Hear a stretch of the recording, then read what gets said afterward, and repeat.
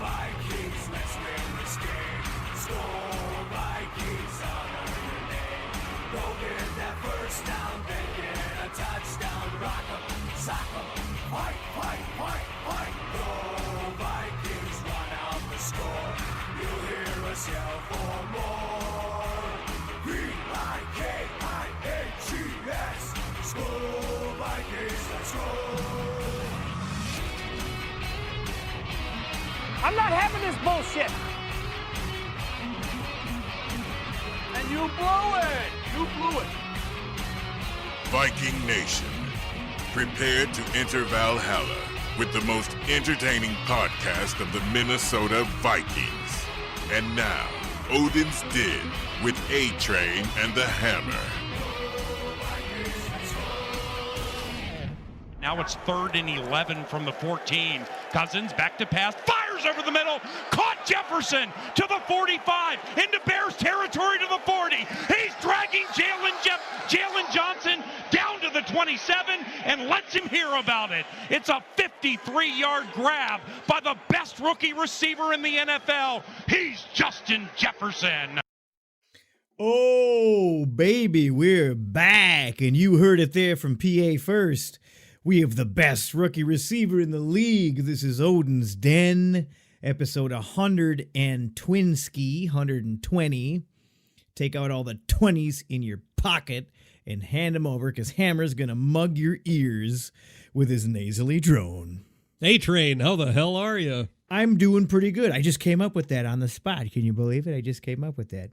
Had no idea I was going to say that. Can you believe that?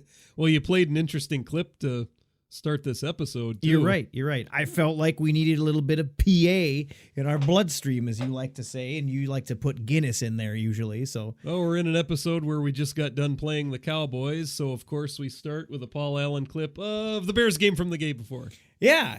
I mean, why not? Why not have the Bears game from the week before, you mean? Week before, excuse and me. You sure botched that sentence up like I'm having a stroke. Whoopsie doodle. Oh, whoopsie doodle. That's a good drop right there.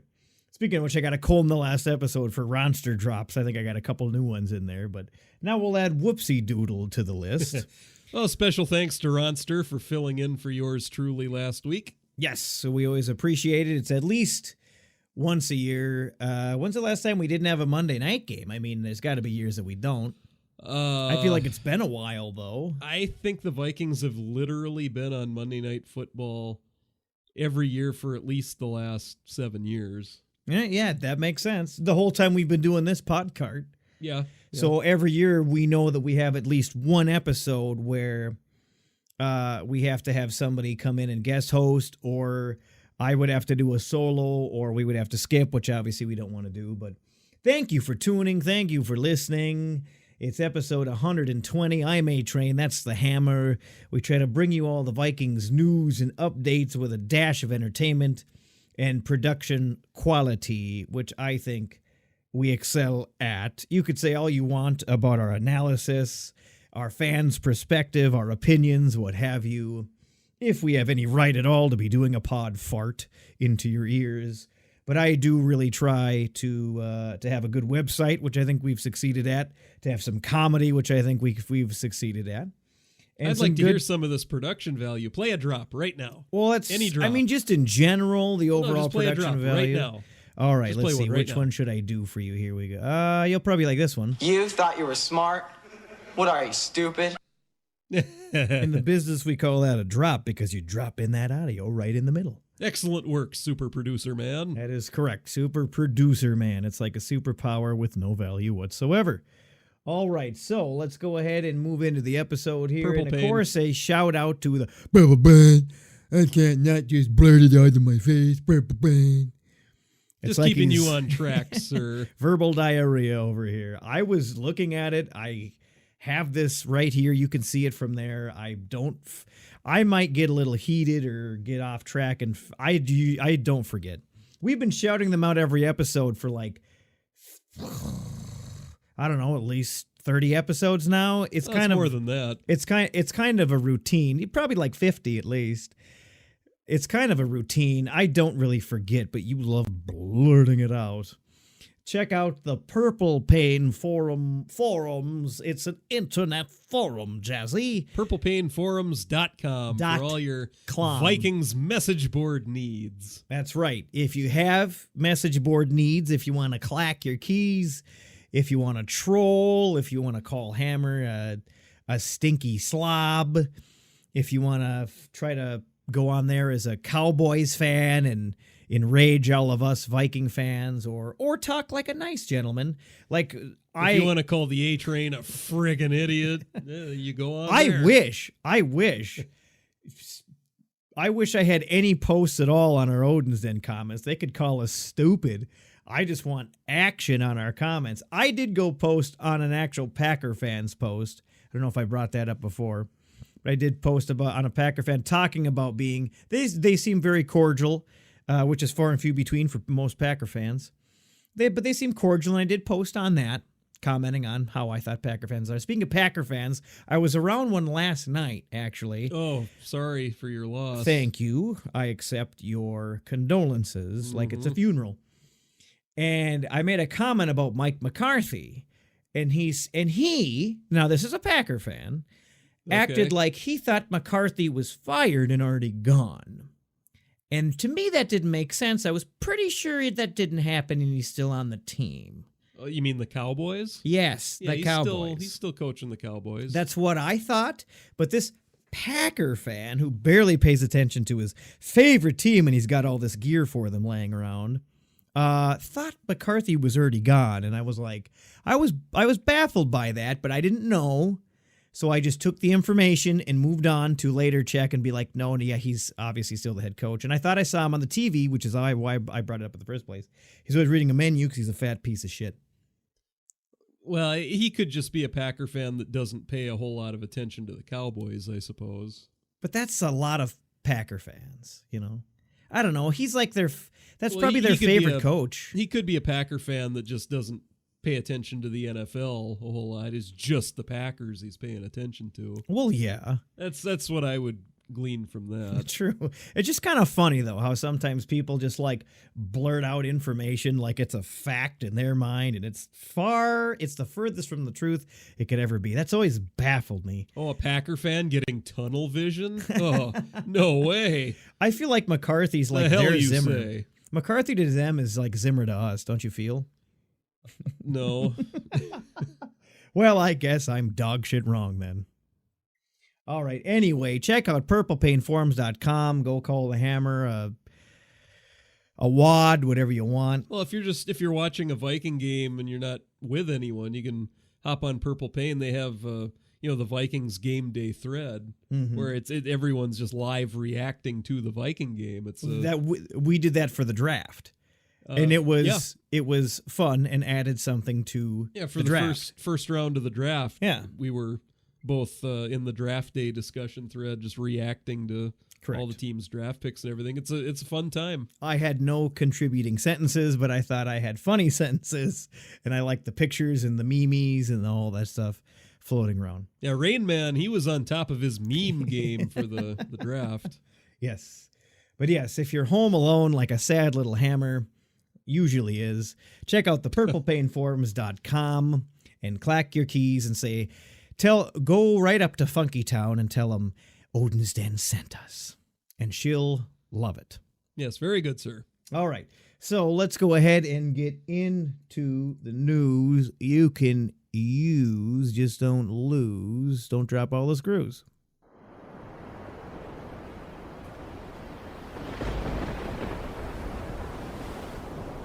Back from battle with a Vikings update.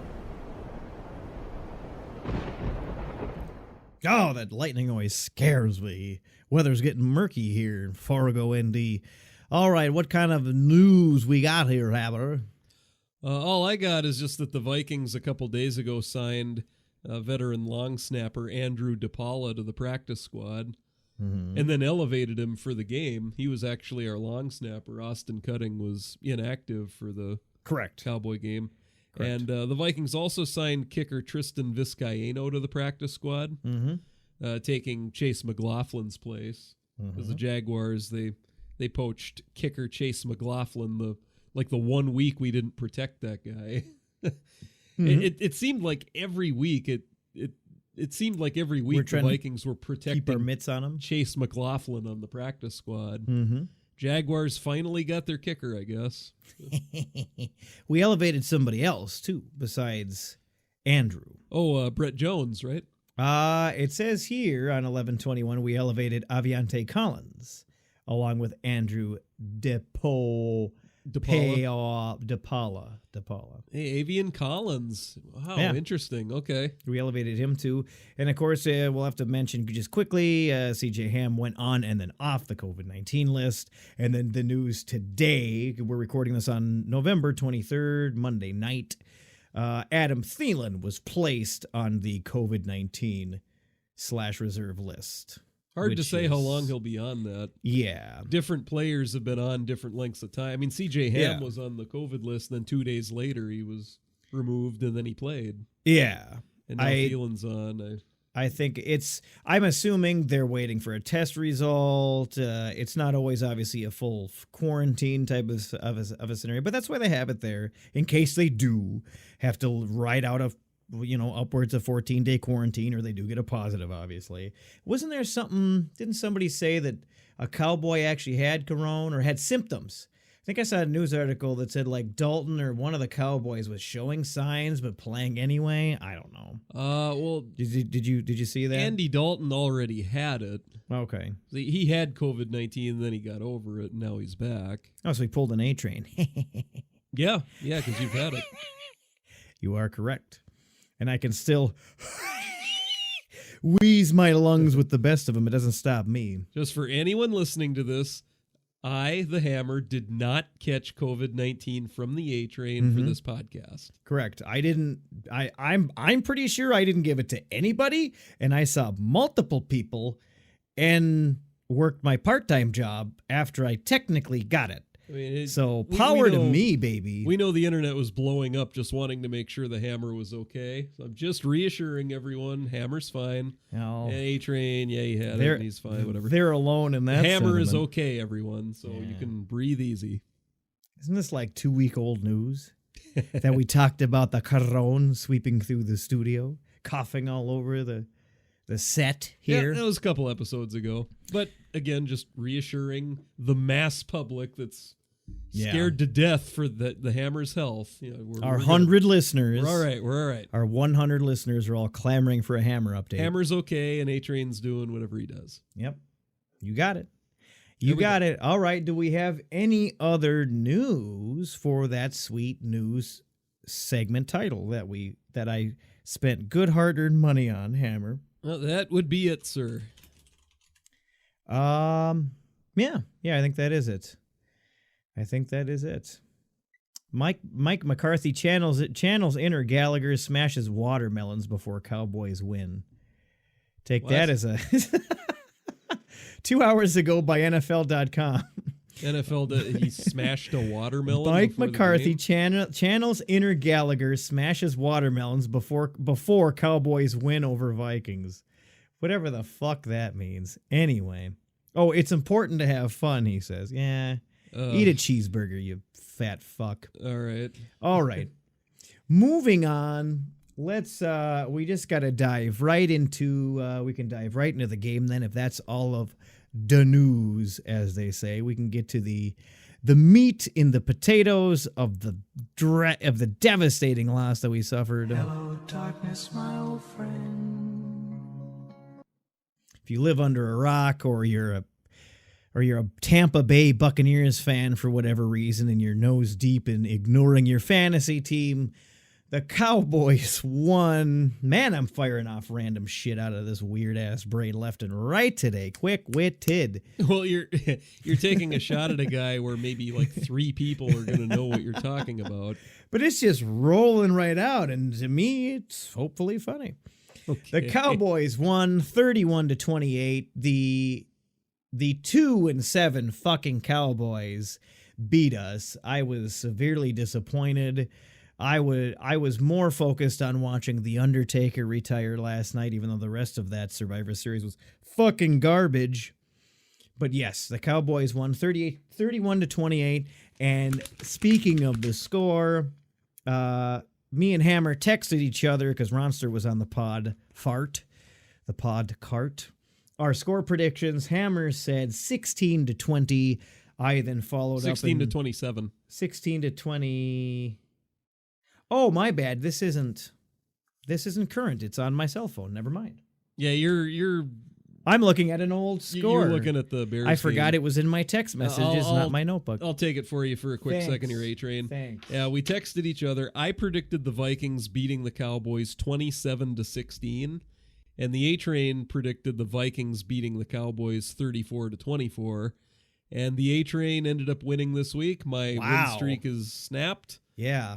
Win streak of what, 2? 1? Get the fuck out of 3, here. I think. Get the fuck out. Bullshit, you've won the last 3 in a row. I was 1-5, and then I was 4-5, and now I'm 4-6. All right. Well, you won 1 early on, though. I think, yeah, you probably had a 3-game win streak. I won opening week, but yeah, as of right now, A-Train, you're up 6-4 on me for our quest to have the other guy buy a submarine sub sandwich for us at the end of the year. How exciting.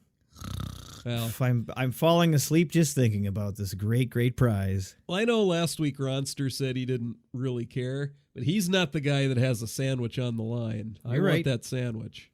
You're right. Well, and Hammer's got to dig in deep because you're up 6-4. Don't be like the Vikings and blow it. And you blew it. You blew it. Just don't follow in their footsteps. Yeah.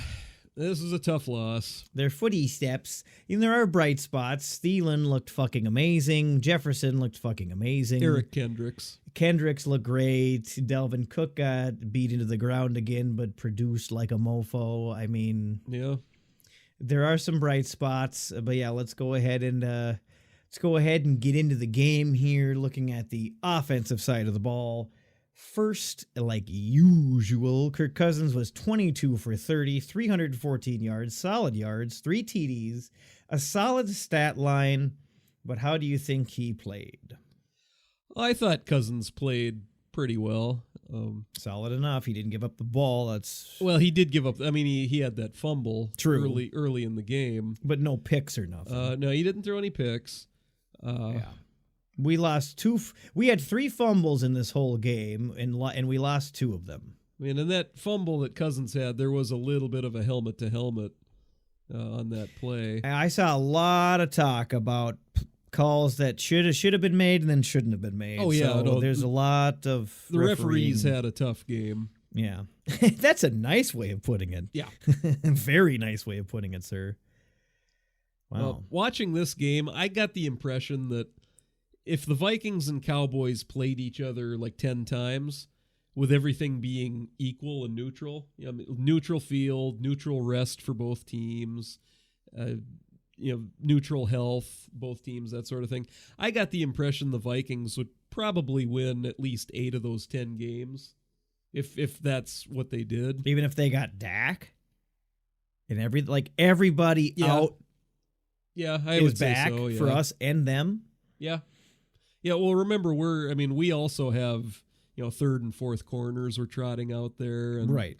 Cowboys had their full complement of receivers. We still got a lot of rookies, though. I feel like it'd be about a 50-50. Oh, you think it'd be 50-50? I think it'd be more closer to a 50-50 than such a dominating 8-2. I'm thinking 8 out of 10 that's the impression I got watching. I mean, they're not great, but I didn't think they're like the worst. I mean, they were 2-7, but I still feel like Dak went down, and that didn't help. Well, the Cowboys are playing a little better recently. They played the Steelers tough and almost beat them a couple weeks ago. And they're still undefeated, right? The Steelers? Yeah. Jesus Steelers Christ, man. Still undefeated. Somebody beat them, please. But with that Garrett guy, the Cowboys almost beat them. Yeah. But keep in mind, I mean, the Cowboys also had an extra week for this game. I mean, they had coming off their bye week, and we had the short week playing on Monday night. Correct. I thought the Cowboys looked a little fresher. They were the team that had a little more spring in their step this game. Yeah.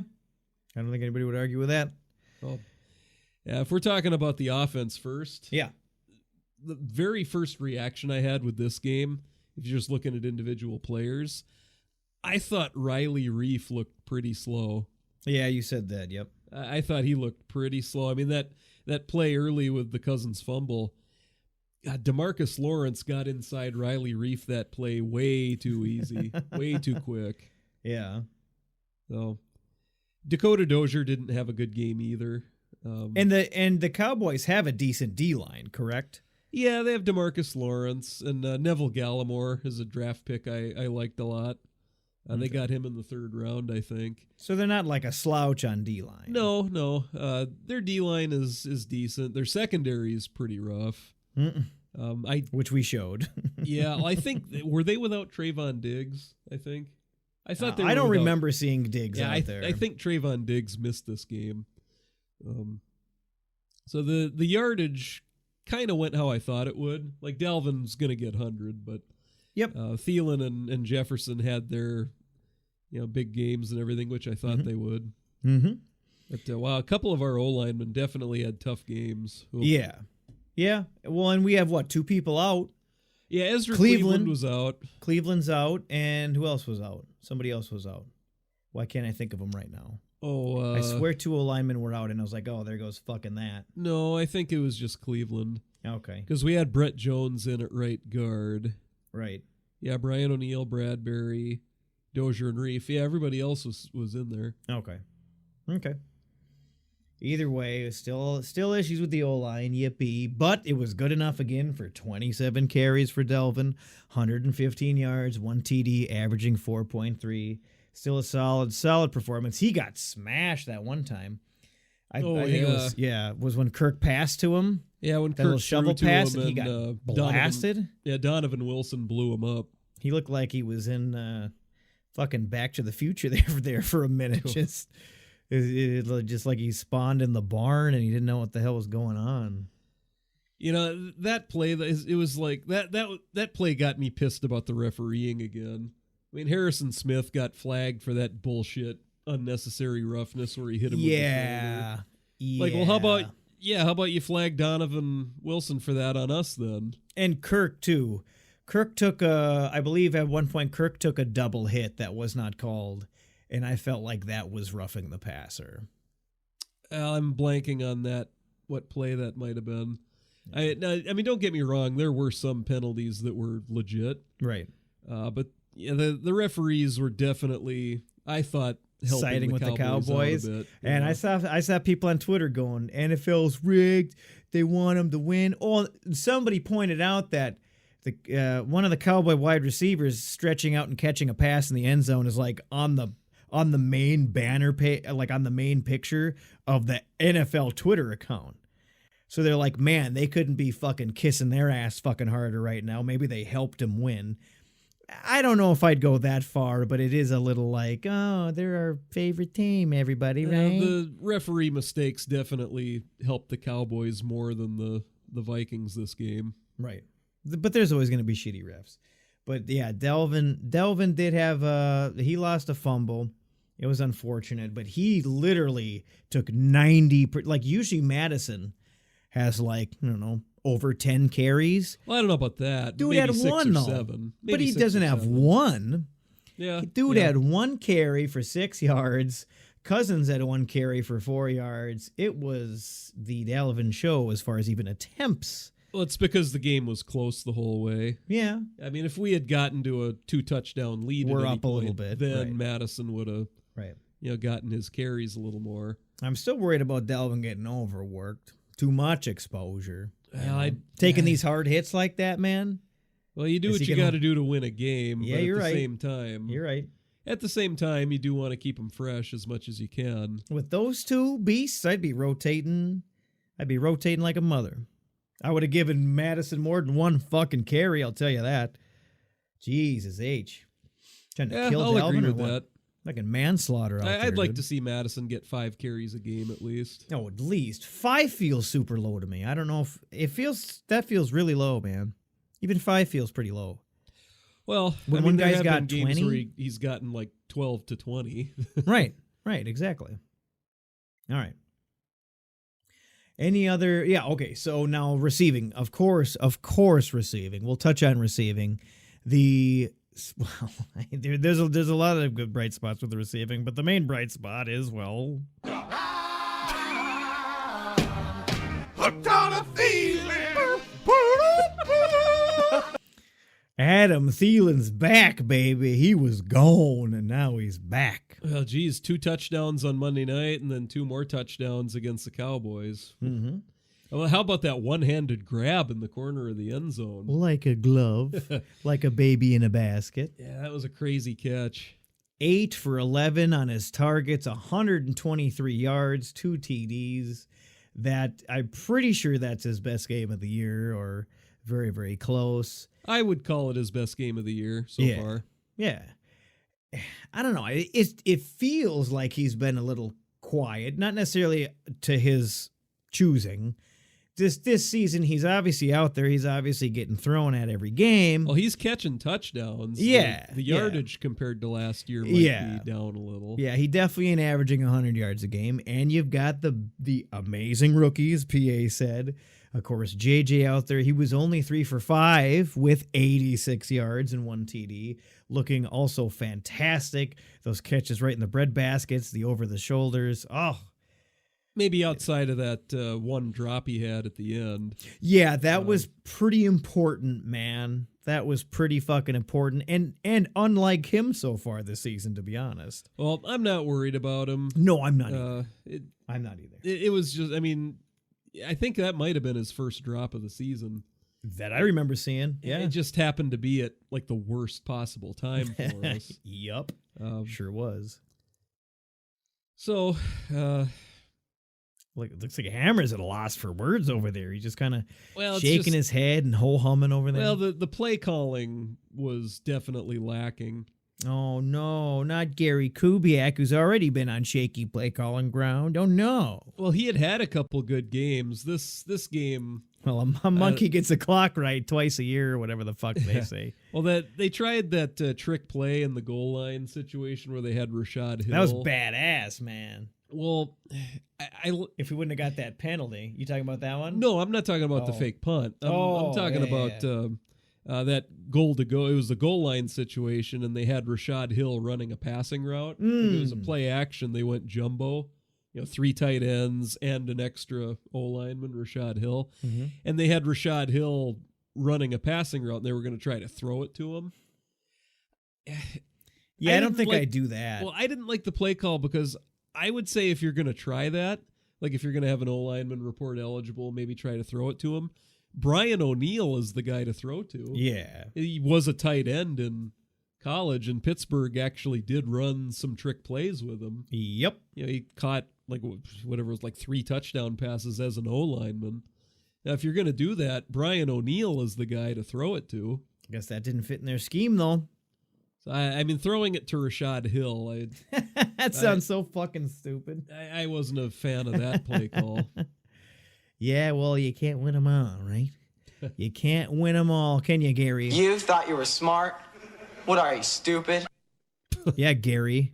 What are you? I love that drop. Yeah, me too, and I feel like it's very applicable right now, in my opinion, towards somebody calling some plays. Yeah, play calling on both sides was a little rough this game. I think Kubiak had the worst play calling, but Zimmer wasn't great either this game. So inconsistent this year. So inconsistent. There's no consistency. Yeah. Kirk's inconsistent. Our play calling's inconsistent. The only thing that is consistent is Dalvin and our wide receivers. And Eric Kendricks. And our linebackers are fairly consistent. The corners have good games, bad games, up and down, a bunch of rookies. I mean... Well, I guess, I don't know, maybe play calling is the wrong word for describing Zimmer this game, because when he was asked about it after the game, Zimmer said he felt it was actually kind of a case of some of these players being undisciplined. Like maybe Zimmer had called a play and the players didn't really execute it the best. Yeah, you said Boyd was it Chris Jones or Chris Boyd, or both of them was causing some problems out there? Well, neither of them had a good game. Right. I mean, there was a play where Hercules Mataafa got out of his pass rushing lane and lost contain, and Dalton ran for a first down on a 3rd and 6, and it's just little things like that. Right. Got to stay in your lane. Zimmer said he kind of felt it was some of these young players saying, hey, I'm going to go make a play. Right. When they needed to just stick with the coverage that was called for them. I'm sure that happens quite often in general in the NFL, to be honest. Maybe. I mean, that's not really a trademark of the Zimmer defense usually. Not at all. Not at all. But I don't know, man. I don't know what to tell you, bro. But yeah. All right. Well, moving down in the receiving here, Delvin was 5 for 5, 45 yards. Rudy was 3 for 3. Good old Golden Gloves Rudy, 28 yards. Irv Smith, 2 for 2, 23 yards. BC Johnson, 1 for 1 with 9 yards. And that is everybody. I mean, the offense generally played really well this game. We were moving the ball up and down the field on the Cowboys all game long. We were. Now, I mean, there were a couple turnovers that kind of 3 fumbles is pretty devastating. Helped keep the Cowboys afloat for a while. Well, one of those fumbles was a special teams fumble. Correct. KJ Osborne. Correct. We didn't lose that one, though, technically. No, we were lucky to get it back. Yeah.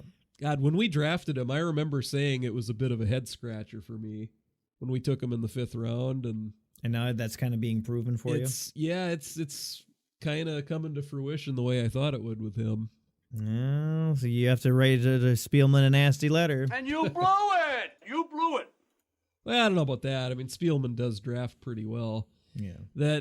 I remember the draft episode we had. I remember telling you that I thought we could have got Osborne in the 6th or 7th round, and we took him in the 5th round, and I didn't think he was much of a receiver. Kind of just a punt returner, and he is looking like he isn't even that good at that. Sucker. Yeah. All right. But yeah, 3 fumbles is going to kill anybody, especially when 2 of them are actually counted as lost. Yikes. Well, that Delvin fumble, I have a hard time really blaming him for it. Oh, no, I'm not. Yeah, no. Well, watching that play full speed, I thought it was an incomplete pass. When they had the slow-mo instant replay, it was kind of like, okay, that might have just barely been a fumble. Right. He got blasted, man. Yeah. The ball went flying because the dude he caught it about half a millisecond prior to getting fucking blasted. Like a cement truck hitting a brick wall. Just one of those tough luck plays where the pass just led him right into an on-charging defender. And he probably didn't even literally have enough time to make sure that the ball was secured. And it just so smooth of a time lapse that it's just coming in, bam. Well, Delvin had it for 2 steps. I mean, barely 2 steps. Right. It was really close. Yeah. It's not like AP's Butterfinger days where somebody just punching it out and you clearly didn't have a good hold on the ball. I feel like this is just like that ball would have flown if anybody would have been in his spot. But in general, offense played well outside of just a couple guys. There was some communication issues on the line here and there. Yeah. I believe there was a chop block that Dakota Dozier got called for. I think that looked like a miscommunication to me, where he thought Bradbury was going to release and go right to the second level, and Bradbury thought he was supposed to engage, and it looked like Dozier just didn't think Bradbury was going to engage his guy first, and you can't be making assumptions out there, bro. Well, it's just communication, like right. So. Yeah, that's what it looked like to me anyway. We really shouldn't be having O-line communication problems after how many years of communication problems on the fucking O-line? Jesus Christ, man. It's getting old, bro. It's getting old. That was a penalty that was deserved. Yeah. There were a couple that weren't. I mean, Garrett Bradbury got called for a holding. I didn't like that. Didn't like that call at all. Didn't think it was worth a penalty. Right. I don't know. Well, Jaleel Johnson had a very obvious penalty, though. Did I do that? Yeah, did you see that defensive holding they called Jaleel Johnson for? I don't think so. It had to be the biggest, most obvious hold I've ever seen a lineman do. Both arms wrapped around him and everything. Just a big old fucking bear hug. How you doing, buddy? But then the very next play, he made a real nice tackle on the ball carrier. So good. He got pissed for getting flagged. Good. We want to harness that anger. Please put it into your play. Well, Jaleel Johnson definitely deserved the penalty they flagged him for. Right. Okay. Yes. Well, and then interceptions, of course. Kendricks again coming up big. Kendricks had 1 pick and 2 passes deflected, playing Almost lights got out. a second pick. Lights out linebacking again, holding the middle of that defense in the field there. But Boyd did have 1 pass deflected. Otherwise, yeah. Yep. Well, tough game for Boyd. God, that fake punt. Well, all just because looked like a wide receiver out there. I can't see real good. Well, if he would have just been set right before the snap, it would have counted and everything. But it was a young player. He got excited. He saw his guy, leave him and go for the block. And right. Yeah. Poor Hammer can't catch a break over here, huh, everybody? Well, it felt like all the little breaks went the Cowboys' way this game, and it happens. That's kind of what they needed. God, the second half especially, it felt like we were kind of getting the game under control and everything, and yeah, they just caught a couple breaks late and won. Yeah. Well, looking at the defensive side of the ball, a little quiet on the old sack department. Jaleel, did I do that? Johnson did have 1 sack and 1 tackle for loss. Hercules, as Ronster says, Hercules, Mataafa had 1 tackle for loss, and that's it. Nobody else had a tackle for loss. Nobody else had a sack. Nothing, man. Nothing. Well, the Cowboys were a step ahead of us play calling wise pretty much this whole game. They like that last touchdown that we gave up when Dalton Schultz was just wide open. Mm-hmm. They ended up getting that because they had hit us with the CeeDee Lamb jet sweep a couple times earlier in the game. All right. So they sent him in motion. And I have to admit, watching this play live, I got to admit, that was who I was yelling at the TV for them to defend. I was like, hey, 88, watch 88. Because he was going in motion, and it looked like Gladney had slipped a little, and he was maybe a little behind him, trying to run with him. It's like, get on 88, 88. So then, of course, Harrison Smith leaves his guy and goes and covers 88, and Dalton Schultz is wide open. Right.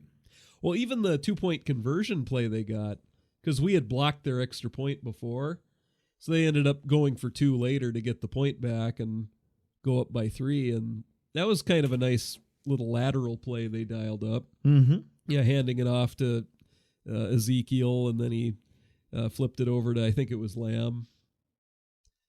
My favorite meat, lamb, on a Euro. Yeah, CeeDee Lamb he's a good receiver. I got him on I think the other fantasy team, not the one that I'm in with you, but I think in my other NFL one. How would you rank the rookie wide receivers so far? Because I would say Justin Jefferson won. Well, yeah, obviously he's one. Speaking of you think saying you go CeeDee that, Lamb 2, Jerry Jeudy 3? I think that would be accurate, correct. Maybe throw Henry Ruggs in there somewhere, like 4th or 5th. Speaking of that, though, the Bears have that Donnell Mooney guy. He's pretty good. The 2 biggest nightmares for corners this year are Justin Jefferson and DK Metcalf. Receiving yards on throws, 20-plus yards downfield. Justin has 407. He's ranked first place. Oh, wow. DK, my bad. DK Metcalf has 397, and he's in second place. That's so not our just boy, among rookies. That's the entire NFL. Correct. So JJ laying the lumber, bringing the thunder. While we're on it, and I forgot, Thielen, obviously still the most underrated wide receiver in the NFL. I'm not quite sure he's already been actually, he's gotten a lot of attention, and then I guess people forgot about him again. I'm not sure if he's really underrated anymore.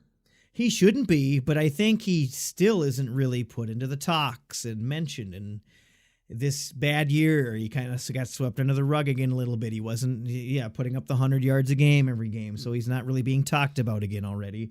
But also killing it. He's 3rd among wide receivers on PFF with a 90.8. He's first with receiving touchdowns with 11. This is the whole NFL again, mind you. And he's for contested catches, he's got 8. He's tied. He's got 8 contested catches. He's tied for 5th place. Our Our receivers and our running backs are definitely doing the dang thing, as they like to say. But our defense, man.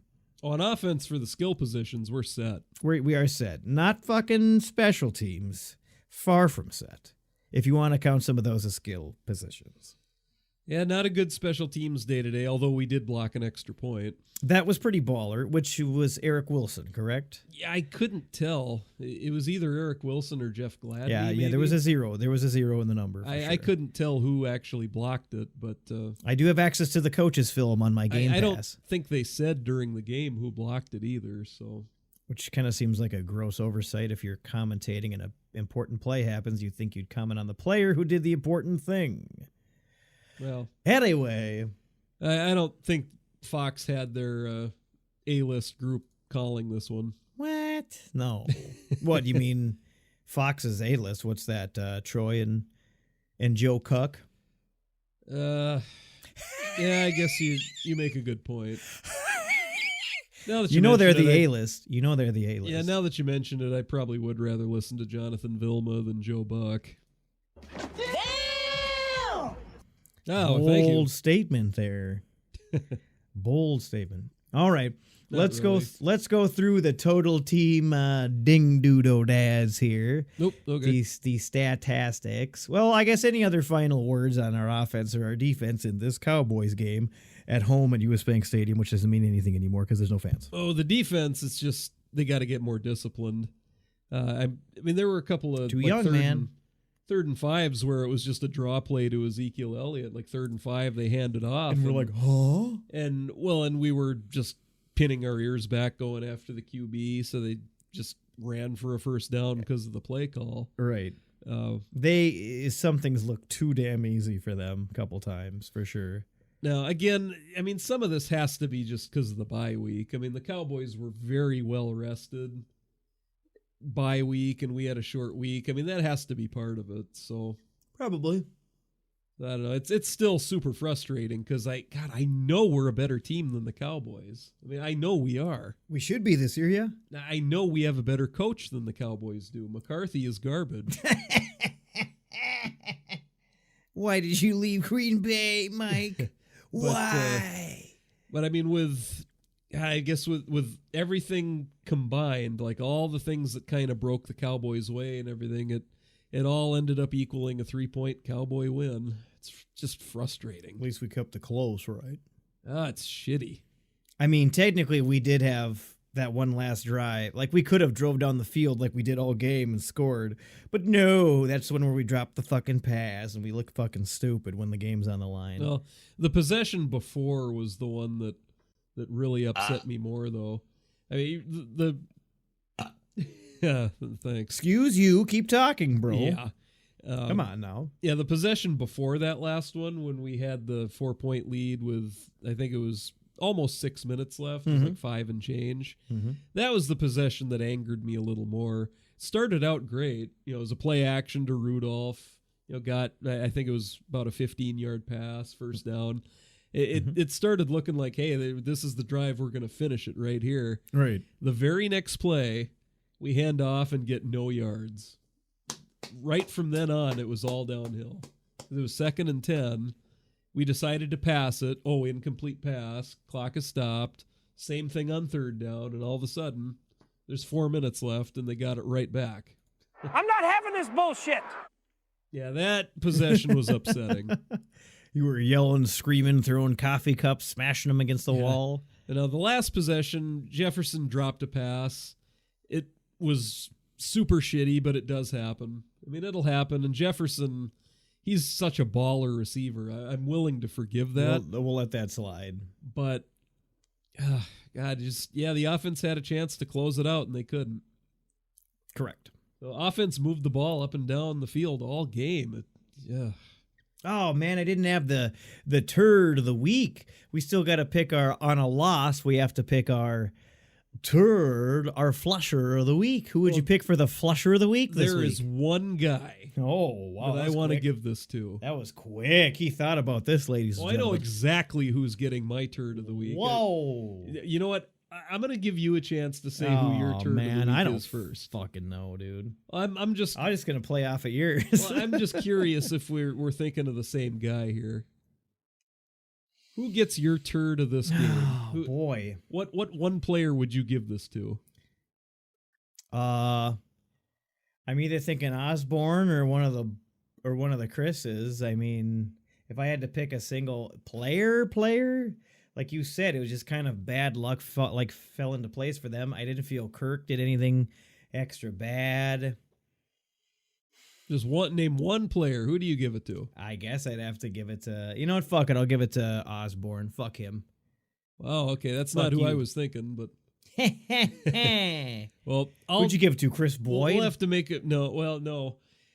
In a normal game, I would say Chris Boyd, because he had two big penalties. I mean, he had the one obviously on the fake punt, and he had another penalty where he had a block in the back, and it gave the Cowboys the ball at midfield on the punt. In a normal game, I would say Chris Boyd, but my turd of this game has to go to Chris Jones. Okay. One of the Chris's. Okay. That Tony Pollard touchdown run, when Chris Jones, his action that play, it reminded me of that NFL Blitz the League game when the punter tries to he's like tackle guys with his wrist. Yeah. Weak ass Anybody that's bitch. played NFL Blitz the League knows what I'm talking about, where a punter tries to tackle a guy and they kind of You can train them up to be better, though. but the punter kind of has by default the two it's little just, wrists. Yes. Kind of does wrist pushes and tries to. That's what that reminded me of. Chris Jones. Wow, on Chris. that play. Did you see hear that? Did you see Chris Jones on that play?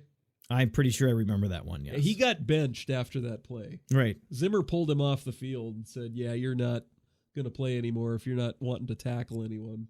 Yeah, you're right. No, you're right. Well, I agree. For me, the thing is, I mean, every player is going to make mistakes. There'll be penalties, whatever. If there's an effort question, if there's an effort play like that has to be the turd of the week for me. Turd of the week. Like, Chris Jones gets mine. I don't know. right. What do you think? No, I completely agree. You're going to go with Chris Jones? Completely agree. We're going to give it to him. All right. The Odin's Den turd of this game goes to Chris Jones. Turd of the week. Roger that. There we go. Insert sound effect later. All right. Post-production, we call it. All right. Well, let's keep moving on. Finish up the statistics. The statistics here. Total yards, 430. We had 430. They had 376. Pretty even there. Passing, we got them pretty good. We had 305. They had 196. Rushing yards, they actually beat us in rushing yards. 100 gashed us for 180 yards. We had 125. They had 180. Yeah, well, Tony Pollard had that 42-yard run. That was pretty a much the amount. difference. Yeah, that's true. Thanks a lot, Jones. Yeah, thanks a lot, asshole. Turd of the fucking week. Average yards per play, they were 5.9. We were 7. That's kind of interesting and fun. Fumbles lost. Of course, we lost 2. They lost none. They did throw the one pick. We allowed 2 sacks. They only allowed 1. Fairly even there, except for the fumbles. Well, we had chances for a couple more picks. I mean, Chris Boyd, towards the end in the end zone, he jumped that inside route and almost picked it. Well, and Eric Kendricks almost had a second pick later in the game too. The only thing Boyd can pick is his nose. I mean, Dalton didn't play a perfect game. He played a good game for a backup. Right. He definitely didn't play a perfect game. For a journeyman mediocre quarterback. Andy Dalton's, I mean, he's of the better backups in the league. True. For sure. True. All right. Third down efficiency. Cowboys were 45. We were 60. Time of possession. Oh, baby. That's another example. Oh, I love it. Insert cheering music here. Dallas had 28 minutes and 11 seconds. The Vikings had 31:49. We won time of possession. That means we won, right? No. Oh, what? Wait, what? I thought this was a tried and true formula for decades ago. What's going on here?